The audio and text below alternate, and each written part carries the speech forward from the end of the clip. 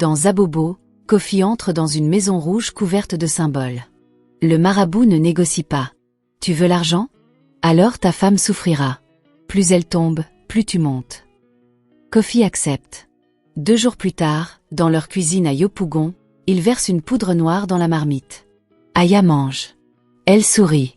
Elle ne sait pas que son mari vient de la vendre. Tout avait commencé 6 mois plus tôt. Kofi travaillait comme mécanicien dans un garage de Marcory. Chaque jour, il réparait des voitures sous le soleil brûlant, les mains noires de cambouis, le dos courbé sur des moteurs rouillés. Son patron, un homme ventru au rire gras, lui donnait à peine de quoi survivre. 40 000 francs par mois pour 14 heures de travail quotidien. C'était une misère. Une insulte. Kofi rentrait chaque soir dans la petite chambre qu'il partageait avec Aya, épuisé, vidé, sans espoir. Aya travaillait comme vendeuse dans une boutique de tissus au marché d'Adjamé. Elle aussi gagnait une misère. Ensemble, ils arrivaient à peine à payer le loyer et à manger une fois par jour. Le rêve d'une vie meilleure semblait aussi lointain que les gratte-ciels du plateau qu'ils apercevaient de loin, ces tours de verre et d'acier où vivaient les riches, les puissants, ceux qui avaient réussi. Kofi en avait assez de cette vie. Il en avait assez de voir Aya porter les mêmes vêtements usés. Il en avait assez de manger du riz blanc sans sauce. Il en avait assez d'être invisible, de n'être rien dans cette ville immense où l'argent était roi. Il voulait plus. Il voulait tout. Il voulait ce que les autres avaient. Les belles voitures, les grandes maisons, le respect. Il voulait qu'on le regarde avec admiration et non avec pitié. Cette ambition le rongeait de l'intérieur comme un ver dans un fruit. Elle grandissait chaque jour, dévorant petit à petit l'homme bon qu'il avait été. Un soir, alors qu'il buvait une bière bon marché dans un maquis de Yopougon avec son ami Didier, celui-ci lui avait murmuré quelque chose. Didier travaillait dans la même galère que lui, mais depuis quelques semaines, il avait changé. Il portait de nouveaux vêtements, une montre dorée au poignet, des chaussures de marque. Il avait même acheté une voiture, une vieille Mercedes qu'il faisait briller comme un trésor. Kofi lui avait demandé d'où venait cet argent soudain. Didier avait souri, un sourire étrange, presque inquiétant. Il avait regardé autour de lui pour s'assurer que personne n'écoutait, puis il s'était penché vers Kofi. Il y a des moyens de devenir riche rapidement dans cette ville, avait dit Didier à voix basse. Des moyens que les gens ordinaires ne connaissent pas. Des chemins que seuls les hommes courageux osent emprunter. Kofi avait froncé les sourcils. De quoi tu parles, avait-il demandé. Didier avait sorti une carte de visite de sa poche et l'avait posée sur la table. Sur la carte était écrit un nom, Maître Conan, et une adresse à Abobo. En dessous, une phrase énigmatique était inscrite en lettres dorées, pour ceux qui osent franchir la frontière. Kofi avait pris la carte, l'avait retournée dans ses doigts. Qu'est-ce que c'est que ça, avait-il demandé avec méfiance. Didier avait bu une longue gorgée de sa bière avant de répondre. C'est un homme puissant, avait-il dit. Un homme qui peut changer ta vie si tu es prêt à payer le prix. Quel prix, avait demandé Kofi, le cœur battant. Didier l'avait regardé droit dans les yeux. Le prix que tu es prêt à payer, avait-il répondu. Ça dépend de ce que tu veux. Et de ce que tu es prêt à sacrifier. Ces mots avaient hanté Kofi pendant des semaines. Il avait gardé la carte cachée dans son portefeuille, la sortant parfois pour la regarder, tentant de décider s'il devait ou non franchir ce pas. Aya ne savait rien de tout cela. Elle continuait sa vie simple, souriant malgré la pauvreté, trouvant de la joie dans les petites choses. Elle aimait Kofi de tout son cœur. Elle croyait en lui. Elle lui disait souvent qu'ils réussiraient ensemble, qu'avec le temps, leur situation s'améliorerait. Mais Kofi n'avait plus la patience d'attendre. L'ambition avait pris racine dans son âme et elle poussait comme une mauvaise herbe, étouffant tout le reste. Un matin, après une nuit sans sommeil, Kofi avait pris sa décision. Il avait menti à Aya, lui disant qu'il devait voir un client pour une réparation spéciale. Puis il était monté dans un gbaka qui l'avait emmené à Abobo. L'adresse sur la carte le menait dans un quartier qu'il ne connaissait pas, une zone où les maisons étaient serrées les unes contre les autres, où les ruelles étaient étroites et sombres même en plein jour. Il avait marché longtemps, demandant son chemin aux gens, jusqu'à ce qu'il trouve enfin l'endroit. C'était une maison basse, peinte en rouge sombre, avec des symboles étranges tracés sur les murs. Une femme âgée était assise devant la porte, vendant des cigarettes et des bonbons. Elle avait regardé Kofi avec des yeux qui semblaient voir à travers lui. « Tu viens voir Maître Conan », avait-elle dit. Ce n'était pas une question. Kofi avait hoché la tête, la bouche sèche. « Entre », avait-elle dit en désignant la porte du menton. Mais souviens-toi, petit, ce que tu donnes ici, tu ne le récupères jamais. Kofi avait hésité un instant, puis il avait poussé la porte. L'intérieur de la maison était sombre et sentait l'encens et quelque chose d'autre, quelque chose de lourd et d'ancien. Les murs étaient couverts de masques, de fétiches, de tissus rouges et noirs. Au fond de la pièce, assis derrière une table basse, se tenait Maître Conan. C'était un homme massif, la peau très noire, les yeux profonds comme des puits. Il portait une tunique blanche et plusieurs colliers de perles et de coris autour du cou. Il avait regardé Kofi pendant un long moment sans dire un mot, comme s'il lisait son âme. « Assieds-toi », avait-il finalement dit d'une voix grave qui résonnait dans la pièce. Kofi s'était assis sur un petit tabouret en face de lui. Maître Conan avait allumé une bougie rouge et l'avait placée entre eux. « Tu viens chercher la richesse », avait-il dit. Kofi avait hoché la tête. « Oui, maître », avait-il murmuré. « Je veux sortir de la pauvreté. Je veux devenir quelqu'un. » Maître Conan avait souri, mais son sourire n'avait rien de chaleureux. C'était un sourire de celui qui a vu 1000 âmes se perdre et qui s'en amuse. « La richesse a un prix », avait-il dit. « Et ce prix n'est pas de l'argent. C'est du sang, de la vie, de l'âme. Es-tu prêt à payer ce prix ?» Kofi avait senti un frisson lui parcourir l'échine, mais son ambition était plus forte que sa peur. « Oui », avait-il dit. « Je suis prêt. » Maître Conan avait sorti une calebasse de sous la table. Il y avait versé un liquide noir et épais, puis il avait jeté dedans des coris qui avaient cliqué contre les parois. Il avait murmuré des paroles dans une langue que Kofi ne comprenait pas, une langue ancienne qui semblait faire vibrer l'air autour d'eux. Puis il avait regardé les coris, avait étudié leur position avec attention. « Ton chemin vers la richesse est clair », avait-il dit. « Mais il passe par un sacrifice. Tu dois donner ce qui t'est le plus cher. » Kofi avait senti son sang se glacer. « Qu'est-ce que vous voulez dire ?» avait-il demandé. Maître Conan avait pointé son doigt vers lui. « Tu as une femme », avait-il dit. « Une femme que tu aimes. C'est elle que tu dois sacrifier. Pas la tuer, non. Mais lui prendre sa santé, sa force vitale. Elle tombera malade, très malade. Et cette maladie nourrira ta richesse. Plus elle souffrira, plus tu prospéreras. » Kofi avait reculé, horrifié. « Non », avait-il dit. « Pas Aya. Je ne peux pas faire ça. » Maître Conan avait haussé les épaules avec indifférence. « Alors va-t'en et reste pauvre toute ta vie. C'est ton choix. Mais sache que la richesse ne vient jamais sans sacrifice. Les riches de cette ville, ceux que tu admires tant, beaucoup d'entre eux ont marché sur ce chemin. Ils ont donné ce qu'ils avaient de plus précieux pour obtenir ce qu'ils voulaient. C'est la loi du monde invisible. » Kofi était resté assis là, déchiré entre son amour pour Aya et son désir dévorant de richesse. Dans sa tête, il voyait toutes ces années de souffrance, d'humiliation, de pauvreté. Il voyait le mépris dans les yeux de ceux qui avaient réussi quand il le regardait. Il voyait la vie misérable qui l'attendait s'il ne faisait rien. Et lentement, terriblement, l'ambition avait gagné. « D'accord », avait-il murmuré, la voix tremblante. « Je le fais. » Maître Conan avait souri à nouveau, satisfait. Il avait pris la main de Kofi et l'avait coupé légèrement avec un petit couteau. Le sang avait coulé dans la calebasse. Puis il avait donné à Kofi un petit sachet en tissu noir. À l'intérieur, avait-il dit, il y a une poudre. Tu dois la mettre dans la nourriture de ta femme. Juste une pincée. Elle tombera malade dans les jours qui suivent. Et toi, tu commenceras à prospérer. Mais écoute-moi bien. Une fois que tu as fait cela, il n'y a pas de retour en arrière.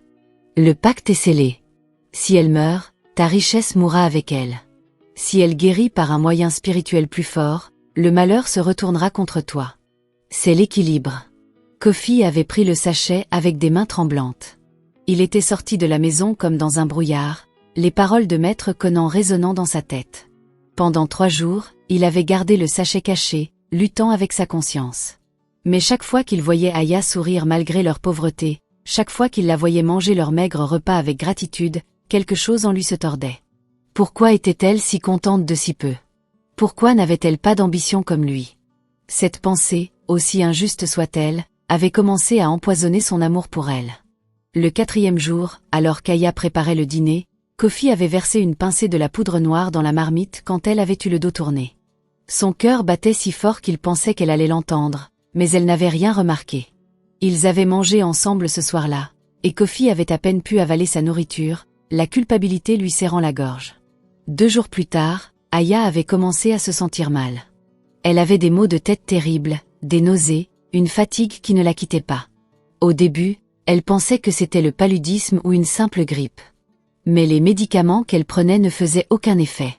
Chaque jour, elle devenait plus faible. Sa peau avait perdu son éclat. Ses yeux s'étaient cernés. Elle ne pouvait presque plus aller travailler. Kofi faisait semblant d'être inquiet, l'accompagnait à l'hôpital, payait pour des examens. Mais les médecins ne trouvaient rien.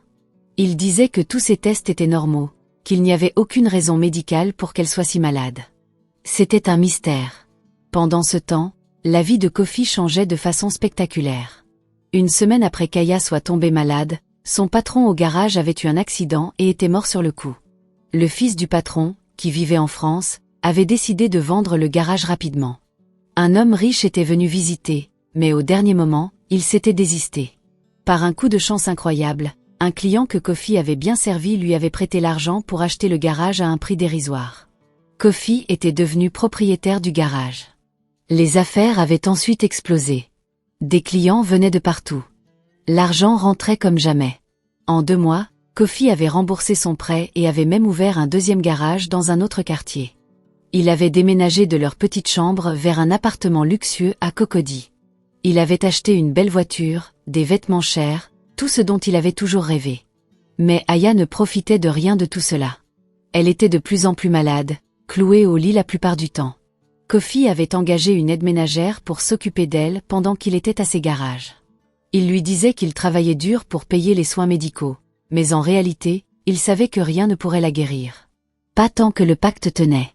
Il essayait de ne pas penser à elle, de se concentrer sur sa nouvelle vie.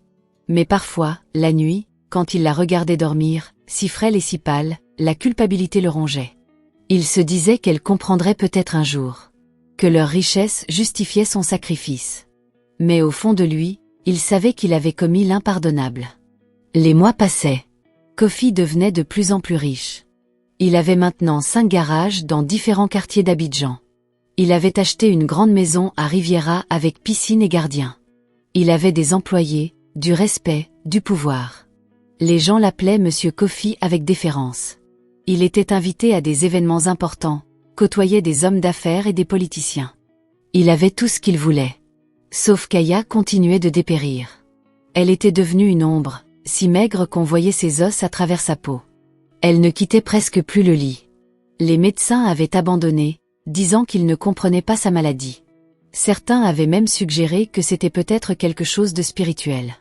La mère d'Aya, Tanti Adjoua, était venue de leur village pour s'occuper de sa fille. C'était une femme pieuse, profondément croyante. Dès qu'elle avait vu l'état d'Aya, elle avait su que ce n'était pas une maladie ordinaire. Elle avait regardé Kofi avec des yeux suspicieux, mais elle n'avait rien dit. Au lieu de cela, elle avait commencé à prier. Chaque jour, Tanti Adjoua lisait la Bible au chevet d'Aya. Elle priait pendant des heures, chantait des cantiques, oignait sa fille d'huile. Elle avait convoqué les femmes de son église, et elle venait régulièrement pour des sessions de prière collective. Kofi trouvait tout cela ridicule et superstitieux. Il leur laissait faire, pensant que cela ne changerait rien. Le pacte de Maître Conan était trop puissant pour être défait par quelques prières. Mais Tanti Adjoua avait une foi inébranlable. Elle jeûnait, elle priait, elle ne dormait presque plus.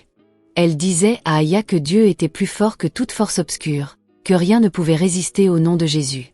Aya, même dans son état de faiblesse extrême, s'accrochait aux paroles de sa mère. Elle priait aussi, avec les dernières forces qui lui restaient. Elle demandait à Dieu de la guérir, non pas pour elle-même, mais pour pouvoir continuer à vivre et à aimer Kofi. Car malgré tout, malgré le fait qu'il était devenu distant et froid, elle l'aimait encore. Elle ne comprenait pas ce qui s'était passé entre eux, pourquoi il avait changé, mais elle refusait d'abandonner leur amour. Un soir, après 8 mois de maladie, alors qu'Aya semblait au bord de la mort, quelque chose d'extraordinaire s'était produit. Tanti Adjoua était en prière intense, et soudain, elle avait eu une vision. Elle avait vu Aya enchaînée par des liens noirs, et un homme dans l'ombre qui tenait les chaînes. Dans la vision, une lumière éclatante était descendue et avait brisé les chaînes. Tanti Adjoua s'était mise à crier avec une intensité nouvelle. Les femmes de l'église qui étaient avec elle s'étaient jointes à elle. Elles avaient prié toute la nuit, sans s'arrêter, invoquant le nom de Jésus, proclamant la délivrance et la guérison d'Aya. Au petit matin, Aya avait ouvert les yeux. Pour la première fois depuis des mois, elle se sentait différente. La lourdeur qui pesait sur sa poitrine avait disparu. Elle avait réussi à s'asseoir dans son lit, chose qu'elle n'avait pas pu faire depuis des semaines. Tanti Adjoa avait pleuré de joie. Les jours suivants, Aya avait commencé à reprendre des forces. Lentement mais sûrement, elle récupérait. Elle recommençait à manger, à marcher, à parler. Les couleurs revenaient sur son visage. Les médecins, quand ils l'avaient examinée à nouveau, étaient stupéfaits. Ils n'avaient aucune explication médicale pour cette guérison soudaine. C'était un miracle, disait-il. Tanti Adjoa, elle, savait ce qui s'était passé. Dieu avait répondu à leurs prières. Il avait brisé les chaînes spirituelles qui retenaient sa fille. Kofi avait observé la guérison d'Aya avec une terreur croissante. Il se souvenait des paroles de Maître Conan. Si elle guérit par un moyen spirituel plus fort, le malheur se retournera contre toi. Il avait essayé de se convaincre que c'était juste une amélioration temporaire, qu'elle retomberait malade. Mais Aya continuait à aller mieux. Au bout de 2 semaines, elle était complètement guérie. Elle était faible encore, devait reprendre du poids et de la force, mais la maladie mystérieuse avait disparu. Elle riait à nouveau, parlait de projets d'avenir. Elle voulait reprendre le travail, aider Kofi dans ses affaires. Elle ne comprenait pas pourquoi il semblait si sombre, si préoccupé alors qu'elle allait enfin mieux. Puis les choses avaient commencé à mal tourner pour Kofi. D'abord, des accidents dans ses garages. Une voiture qu'un de ses mécaniciens réparait avait pris feu, détruisant une partie du garage et blessant 2 employés. Les clients avaient commencé à se plaindre du service. Plusieurs gros contrats avaient été annulés sans raison. Un de ces garages avait été cambriolé, et tout l'équipement avait été volé. L'assurance refusait de payer, prétextant des irrégularités dans le contrat. Ensuite, Kofi avait commencé à avoir des problèmes de santé. Des maux de tête terribles, exactement comme ce qu'Aya avait eu. Des douleurs dans tout le corps. Une fatigue écrasante. Il allait voir des médecins qui ne trouvaient rien d'anormal. Exactement comme pour Aya. La panique s'était emparée de lui. Il était retourné voir Maître Conan. Quand il était entré dans la Maison Rouge, le marabout l'avait regardé avec un sourire mauvais. « Je savais que tu reviendrais », avait-il dit. « Le pacte s'est retourné contre toi. La femme que tu as sacrifiée a été délivrée par une force supérieure à la mienne. Maintenant, c'est toi qui paies le prix. » Kofi s'était jeté à ses pieds. « Aidez-moi, maître. Il doit y avoir un moyen. » Maître Conan avait secoué la tête. « Il y a un moyen, mais il est dangereux. Tu dois refaire un sacrifice, plus grand cette fois. Quelqu'un de ton sang. Un parent proche. » Kofi avait frissonné. « Je ne peux pas faire ça, » avait-il murmuré. « Alors meurs, » avait répondu Maître Conan avec indifférence. « Le malheur qui s'est abattu sur toi va s'intensifier jusqu'à ce qu'il te détruise complètement. Tu vas perdre ta richesse, ta santé, ta raison, et finalement ta vie. C'est l'équilibre. Tu as pris, maintenant tu dois rendre. » Kofi était sorti de là en titubant. Chaque jour qui passait, sa situation empirait. Ses affaires s'effondraient. Les dettes s'accumulaient. Des partenaires le trahissaient. Des employés volaient. Tout ce qu'il touchait tournait mal. Sa santé déclinait rapidement. Il maigrissait, il ne dormait plus, il était pris de tremblements incontrôlables. Les médecins parlaient de troubles psychosomatiques, de dépression, mais Kofi savait que c'était bien plus que cela. C'était le prix de son crime qui revenait le hanter. Aya, qui avait maintenant complètement récupéré, était dévastée de voir Kofi dans cet état. Elle s'occupait de lui avec dévouement, exactement comme il aurait dû le faire pour elle. Elle ne comprenait pas ce qui lui arrivait, mais elle l'aimait toujours et voulait l'aider. Tanti Adjoa, elle, avait des soupçons. Elle avait vu trop de choses dans sa vie pour ne pas reconnaître les signes. Un jour, elle avait pris Kofi à part. « Mon fils, » avait-elle dit d'une voix grave, « il faut que tu me dises la vérité. Qu'est-ce que tu as fait? Pourquoi ma fille était-elle malade et pourquoi maintenant c'est toi qui souffres de la même manière ?» Kofi avait essayé de nier, mais sous le regard perçant de la vieille femme, il s'était effondré. Il avait tout avoué. Le pacte avec Maître Conan. La poudre qu'il avait mise dans la nourriture d'Aya. Son sacrifice pour devenir riche. Tanti Adjoa l'avait écouté sans l'interrompre, son visage devenant de plus en plus sévère. Quand il avait fini, elle l'avait giflé avec une force surprenante pour une femme de son âge. Monstre, avait-elle craché. Tu as sacrifié ma fille pour l'argent. Tu as vendu ton âme pour des chiffres dans un compte en banque. Et maintenant tu pleures parce que le mal que tu as fait te revient dessus. C'est la justice de Dieu. Kofi pleurait comme un enfant. Je sais, Tanti. Je sais. Je regrette. J'étais fou. L'ambition m'a aveuglé. S'il vous plaît, aidez-moi. Tanti Adjoa l'avait regardé longuement. Il y a un seul moyen de te sauver, avait-elle dit. Tu dois confesser ton péché à Aya. Tu dois demander son pardon. Ensuite, tu dois renoncer à tout ce que tu as gagné par ce pacte maudit. Donne tout aux pauvres, aux églises, aux nécessiteux. Ne garde rien de cette richesse souillée. Puis tu dois te repentir devant Dieu et accepter Jésus comme ton sauveur. C'est la seule protection contre les forces que tu as invoquées. Kofi avait secoué la tête avec désespoir. Aya va me détester si je lui dis la vérité. Elle va me quitter. Tant mieux si elle te quitte, avait répondu Tanti Adjoa durement. Tu ne mérites pas son amour après ce que tu lui as fait. Mais si tu veux vivre, si tu veux avoir une chance de salut, tu dois faire ce que je te dis. Kofi avait passé plusieurs jours à rassembler son courage. Il savait que Tanti Adjoa avait raison. Il voyait sa vie s'effondrer autour de lui. Ses 5 garages avaient fermé les uns après les autres. Sa grande maison était saisie par la banque pour non-paiement des prêts.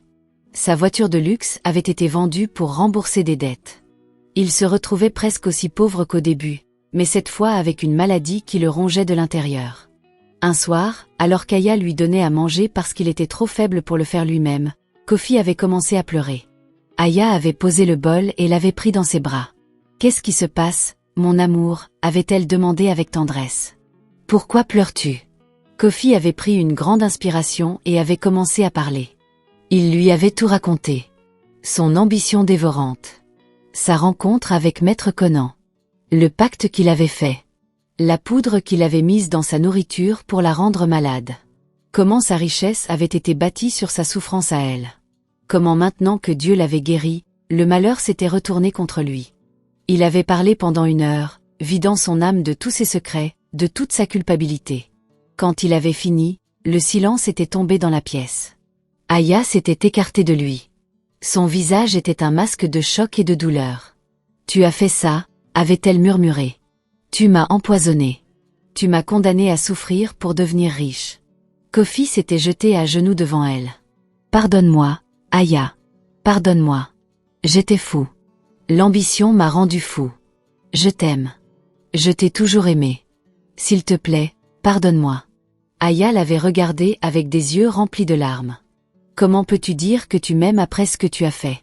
L'amour ne fait pas de mal. L'amour ne sacrifie pas l'autre pour son propre gain. Tu ne m'as jamais aimé, Kofi. Tu t'es aimé toi-même. Tu as aimé l'argent et le pouvoir plus que moi. » Elle s'était levée et avait commencé à rassembler ses affaires. « Je pars » avait-elle dit. « Je retourne chez ma mère. Je ne peux pas rester avec toi. » Kofi l'avait supplié, s'accrochant à ses jambes. « Ne pars pas. J'ai besoin de toi. Sans toi, je vais mourir. » Aya l'avait repoussé doucement mais fermement. « Tu es en train de mourir parce que tu as semé le mal et maintenant tu récoltes ce que tu as semé. Ce n'est pas mon problème. J'ai prié Dieu de me guérir et il l'a fait. Maintenant c'est à toi de prier pour ton salut. Mais je ne peux pas rester à tes côtés. Ce que tu m'as fait est impardonnable. » Elle était partie cette nuit-là. Kofi était resté seul dans le petit appartement où ils avaient déménagé après avoir perdu la grande maison. Il était au fond du gouffre. Sans argent, sans santé, sans amour, sans espoir. Les jours suivants avaient été les plus sombres de sa vie. Il avait pensé au suicide. Il avait même tenu un couteau contre sa gorge, prêt à en finir. Mais quelque chose l'avait arrêté. Peut-être les paroles de Tanti Adjoa. Peut-être un dernier vestige de l'homme qu'il avait été avant que l'ambition ne le corrompe. Il avait posé le couteau et s'était mis à genoux. Pour la première fois depuis des années, il avait prié. Pas pour demander quelque chose. Pas pour négocier. Juste pour confesser. Dieu, avait-il dit à travers ses larmes, j'ai péché. J'ai fait le mal. J'ai blessé celle que j'aimais. J'ai vendu mon âme pour de l'argent. Je mérite tout ce qui m'arrive. Je mérite la mort. Mais s'il y a encore de l'espoir pour moi, s'il y a encore du pardon pour quelqu'un comme moi, aide-moi. Sauve-moi. Non pas de la maladie ou de la pauvreté, mais de moi-même. De mon ambition. De ma méchanceté. Il avait prié pendant des heures. Quand il s'était relevé, quelque chose en lui avait changé. Il était toujours malade, toujours pauvre, toujours seul. Mais il y avait une petite lumière d'espoir dans son cœur. Le lendemain, avec les dernières forces qui lui restaient, il était allé voir Tanti Adjoua chez elle. Aya était là aussi. Elle avait détourné le regard quand elle l'avait vu. Tanti, avait dit Kofi, je veux faire ce que vous m'avez dit. Je veux me repentir. J'ai déjà confessé à Aya. Maintenant, je veux donner tout ce qui me reste aux pauvres. Aidez-moi à le faire. Tanti Adjoua avait hoché la tête. Viens dimanche à l'église, avait-elle dit. Tu confesseras ton péché devant la congrégation. Tu donneras tout ce que tu as. Et nous prierons pour ta délivrance. Le dimanche suivant, Kofi était allé à l'église de Tanti Adjoua, une petite église pentecôtiste à Yopougon. Il était si faible qu'il pouvait à peine marcher. Devant toute l'assemblée, il avait raconté son histoire. Il avait confessé son pacte avec les forces obscures, son sacrifice d'Aya, sa quête insensée de richesse. Il avait pleuré devant des centaines de personnes. Il avait donné les quelques milliers de francs qui lui restaient à l'église. Il avait renoncé publiquement à son pacte avec Maître Conan et avait proclamé sa foi en Jésus-Christ. Le pasteur et toute l'église avaient prié pour lui. Ils avaient imposé les mains sur lui, avaient chassé les esprits mauvais, avaient proclamé sa libération au nom de Jésus. Ce jour-là, pour la première fois depuis des mois, Kofi avait ressenti un soulagement. La lourdeur qui pesait sur lui s'était allégée. Il n'était pas encore guéri, mais il sentait qu'il allait dans la bonne direction. Dans les semaines qui avaient suivi, il avait continué à aller à l'église, à prier, à jeûner. Lentement, sa santé s'était améliorée. Les maux de tête avaient diminué. La fatigue s'était dissipée. Il avait recommencé à manger et à reprendre du poids. C'était un long processus, mais il guérissait. Spirituellement et physiquement. Il avait trouvé un petit travail comme mécanicien dans un garage, recommençant au bas de l'échelle. Cette fois, il était humble. Il était reconnaissant pour chaque franc qu'il gagnait. Il n'avait plus d'ambition démesurée. Il voulait juste vivre honnêtement, simplement. Aya, de son côté, avait observé sa transformation de loin. Au début, elle était restée dure, refusant de lui parler. Mais sa mère la poussait à pardonner. Le pardon n'est pas pour lui, lui disait Tanti Adjoua. C'est pour toi. Si tu gardes la rancune et la haine dans ton cœur, tu vas te détruire toi-même. Il a confessé son péché. Il se repent. Il change. Dieu lui a pardonné, ne devrais-tu pas faire de même? Aya luttait avec cette idée. Ce que Kofi lui avait fait était terrible. Elle avait failli mourir à cause de lui. Comment pouvait-elle pardonner une chose pareille? Mais chaque fois qu'elle le voyait à l'église, humble et brisé, quelque chose en elle se ramollissait un peu. 6 mois après la confession de Kofi, Aya avait finalement accepté de lui parler. Ils s'étaient rencontrés dans un maquis simple, le genre d'endroit où ils allaient quand ils étaient jeunes et amoureux. Kofi avait perdu toute sa superbe. Il n'était plus l'homme riche et arrogant qu'il était devenu. Il était redevenu le Kofi simple qu'elle avait connu, mais avec quelque chose de plus. Une humilité profonde. Une sagesse née de la souffrance. « Je ne te demande pas de me reprendre », lui avait-il dit. « Je sais que je ne mérite pas ton pardon. Mais je voulais que tu saches que je regrette chaque jour ce que j'ai fait. Si je pouvais revenir en arrière, je changerais tout. Je choisirais ta santé et ton bonheur plutôt que tout l'argent du monde. J'ai appris que la richesse sans amour n'est que de la poussière. Que l'ambition sans conscience est un poison. Tu m'as appris cela en me pardonnant par tes prières même quand je ne le méritais pas. » Aya l'avait écouté en silence. Puis elle avait dit quelque chose qui l'avait surpris. « Je ne suis pas encore prête à te reprendre comme copain. Peut-être que je ne le serai jamais. Ce que tu as fait a brisé ma confiance en toi et ça prendra du temps pour la reconstruire, si c'est même possible. Mais je te pardonne, Kofi. Je te pardonne parce que Dieu m'a appris à pardonner. Parce que la haine ne fait que détruire celui qui la porte. Je te pardonne et je prie pour que tu continues sur ce nouveau chemin que tu as choisi. » Ces paroles avaient libéré Kofi d'un poids énorme. Il avait pleuré de gratitude. Il ne demandait rien de plus. Le pardon d'Aya était déjà un miracle en soi. Les mois et les années avaient passé. Kofi avait continué à vivre humblement.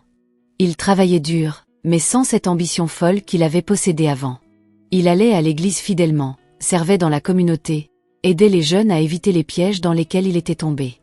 Il racontait son histoire comme un avertissement. Beaucoup de jeunes hommes à Abidjan rêvaient de richesses rapides, étaient tentés par les marabouts et les pactes mystiques. Kofi leur montrait où ce chemin menait. Il était devenu un témoignage vivant du danger de l'ambition sans limite et du pouvoir de la rédemption. Aya avait refait sa vie aussi. Elle avait repris son travail au marché d'Adjamé. Elle était devenue une femme de prière puissante dans son église. Les gens venaient à elle pour des conseils, pour de l'encouragement. Elle avait gardé contact avec Kofi, le voyant occasionnellement, priant pour lui. Leur relation n'était plus romantique, mais il y avait entre eux un lien profond, forgé par la souffrance et la rédemption. Puis, 3 ans après leur séparation, quelque chose d'inattendu s'était produit. Aya avait réalisé que les sentiments qu'elle avait pour Kofi n'étaient jamais vraiment morts. Ils avaient été blessés, enfouis, mais pas détruits. Elle voyait comment il avait changé, comment il était devenu un homme de Dieu véritable, humble et serviteur. Ce n'était plus l'homme qui l'avait trahi. C'était un homme nouveau.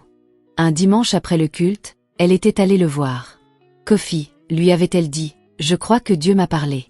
Il m'a dit qu'il était temps de pardonner complètement et de donner une nouvelle chance à notre amour. Si tu es d'accord, j'aimerais qu'on recommence. Lentement. En construisant sur de nouvelles fondations. Des fondations de foi, de vérité et d'humilité. » Kofi n'en croyait pas ses oreilles. Il avait pensé avoir perdu Aya pour toujours.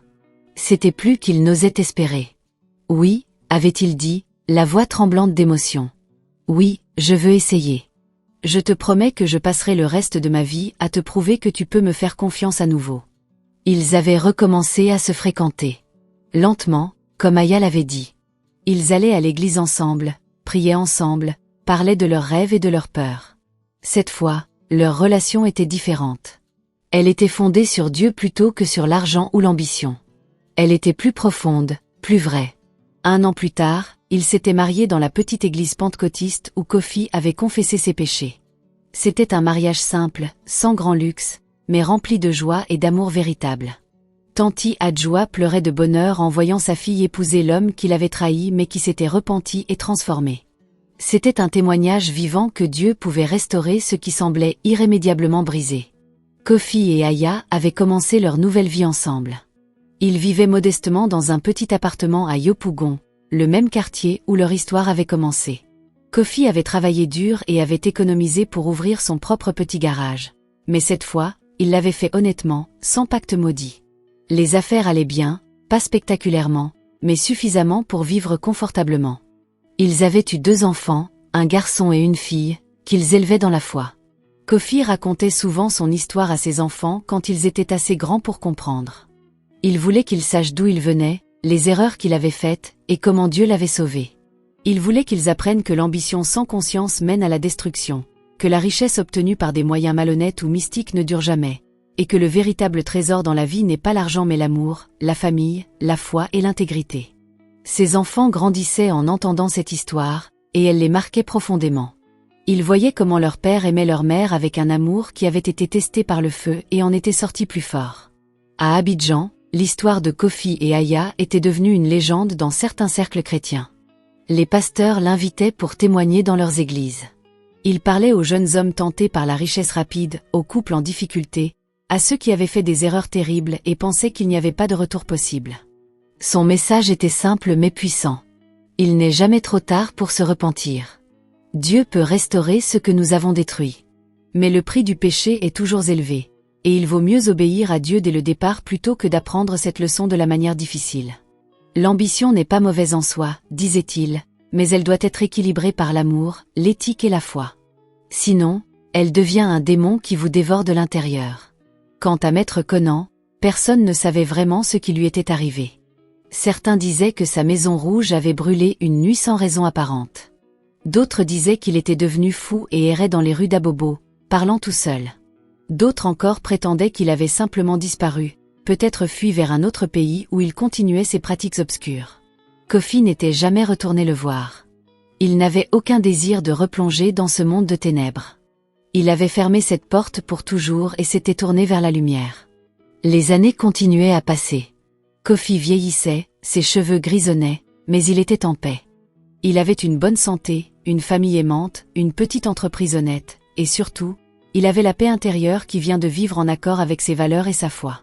Il regardait parfois les jeunes hommes d'Abidjan courir après la richesse et le succès, prêts à tout pour sortir de la pauvreté, et il voyait son ancien lui-même en eux.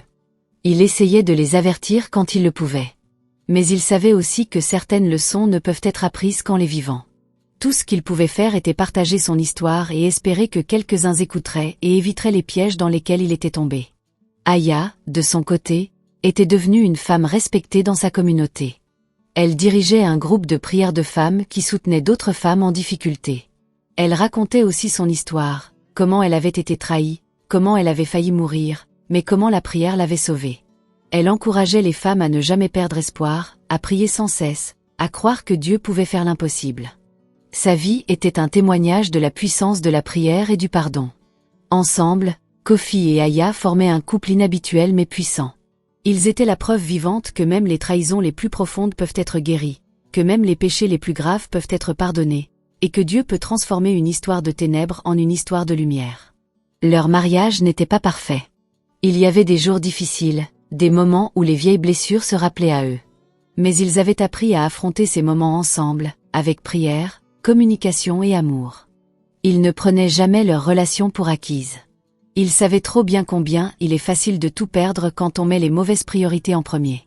Un jour, alors qu'ils étaient assis sur le petit balcon de leur appartement, regardant le coucher du soleil sur Abidjan, Kofi avait pris la main d'Aya. « Tu sais, lui avait-il dit, si je pouvais effacer ce que j'ai fait, je le ferais sans hésiter. Mais en même temps, je réalise que c'est à travers cette terrible épreuve que j'ai vraiment découvert qui je suis et ce qui compte vraiment dans la vie. J'ai appris que l'homme le plus riche n'est pas celui qui a le plus d'argent, mais celui qui a l'amour, la paix et la foi.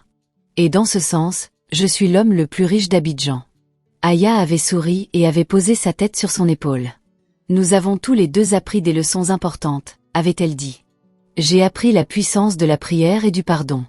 J'ai appris que l'amour véritable peut survivre aux pires tempêtes. Et j'ai appris que Dieu est fidèle même quand les hommes ne le sont pas. » Ils étaient restés assis là en silence, main dans la main, tandis que le soleil descendait derrière les toits d'Abidjan. La ville continuait son agitation, ses rêves de richesse et de gloire, ses tentations et ses pièges. Mais dans ce petit coin de Yopougon, sur ce balcon modeste, il y avait deux personnes qui avaient traversé l'enfer et en étaient revenues transformées. Leur histoire n'était pas une histoire de succès telle que le monde le définit. Kofi n'était jamais redevenu riche. Il ne vivait pas dans une grande maison avec piscine. Il ne conduisait pas de voiture de luxe. Mais ils avaient quelque chose de bien plus précieux. Ils avaient la paix, l'amour et la certitude que leur vie était construite sur des fondations solides qui ne s'effondreraient pas. L'histoire de Kofi et Aya se répandit de bouche à oreille à travers Abidjan. Elle devint un conte moral moderne, raconté dans les églises, dans les familles, dans les marchés. Certains l'écoutaient et changeaient leur vie. D'autres l'ignoraient, pensant qu'ils seraient plus malins, qu'ils ne feraient pas les mêmes erreurs. Mais invariablement, ceux qui choisissaient le chemin de l'ambition sans conscience finissaient par payer le prix, tout comme Kofi l'avait fait. Car c'est une loi spirituelle aussi vieille que le monde lui-même. Ce que l'homme sème, il le récolte. Le mal ne reste jamais impuni. Et la richesse bâtie sur le sacrifice des autres est comme une maison construite sur le sable. Elle peut sembler belle et solide, mais quand la tempête arrive, elle s'effondre. Kofi avait maintenant 60 ans. Il était grand-père. Ses petits-enfants grimpaient sur ses genoux et lui demandaient de raconter des histoires. Parfois, il leur racontait des contes traditionnels. Mais parfois, il leur racontait sa propre histoire. Il la racontait simplement, sans se ménager, sans cacher ses erreurs. Il voulait que la prochaine génération apprenne de ses fautes. Il voulait qu'ils sachent que le raccourci vers le succès mène souvent à la destruction. Que la patience, l'honnêteté et la foi sont les vrais chemins vers une vie réussie. Ses petits-enfants l'écoutaient avec des yeux grands ouverts, fascinés et effrayés par l'histoire de leur grand-père qui avait failli tout perdre à cause de son ambition. Aya était assise à côté de lui pendant ces moments, ajoutant sa propre perspective à l'histoire. Elle racontait comment elle avait ressenti quand elle était malade, comment elle avait prié même quand elle était trop faible pour parler, comment elle avait vu la main de Dieu la relever de son lit de mort. Elle racontait aussi comment elle avait lutté pour pardonner, comment ce n'était pas facile mais comment cela l'avait libérée. Ensemble, ils offraient à leurs petits-enfants un héritage bien plus précieux que l'argent. Ils leur offraient la sagesse gagnée à travers la souffrance, la connaissance du bien et du mal, et la foi en un Dieu qui pardonne et restaure. C'était un héritage qui durerait des générations. Et ainsi se termine l'histoire de Kofi et Aya. Une histoire qui a commencé dans l'ambition et la trahison, qui est passée par la maladie et le désespoir, mais qui s'est terminée dans la rédemption et l'amour. C'est une histoire vraie dans son essence, même si les noms et certains détails peuvent varier. Car partout dans le monde, et particulièrement dans les grandes villes africaines comme Abidjan, il y a des Kofi qui sont tentés de vendre leur âme pour la richesse. Il y a des Aya qui souffrent à cause de l'ambition des autres. Il y a des Tanti Adjoua qui prient sans cesse pour leurs enfants. Et il y a un Dieu qui attend patiemment que les perdus reviennent à lui. La leçon de cette histoire est claire. L'ambition sans conscience détruit. La richesse sans intégrité ne dure pas. Mais le repentir sincère ouvre toujours la porte à la restauration. Le pardon, aussi difficile soit-il, libère celui qui pardonne autant que celui qui est pardonné. Et l'amour véritable, l'amour qui a été testé par le feu, est plus fort que la mort elle-même. Dans les rues d'Abidjan, la vie continue. Les voitures klaxonnent, les marchés grouillent de vie, les jeunes hommes rêvent de richesse. Mais quelque part dans Yopougon, dans un petit appartement simple, vit un couple qui connaît le secret d'une vie vraiment riche. Et ce secret n'a rien à voir avec l'argent dans la banque ou la taille de la maison. Il a tout à voir avec l'amour, la foi et la paix intérieure qui vient de vivre en accord avec ce qui est juste et bon. Que cette histoire serve d'avertissement à ceux qui sont tentés par les raccourcis vers le succès. Que cette histoire serve d'encouragement à ceux qui ont fait des erreurs terribles et pensent qu'il n'y a pas de retour possible. Que cette histoire serve de témoignage de la puissance de la prière et du pardon. Et surtout, que cette histoire rappelle à tous que dans la course effrénée vers la richesse et le succès, nous ne devons jamais sacrifier les gens que nous aimons. Car à la fin, quand tout est dit et fait, ce sont les relations qui comptent.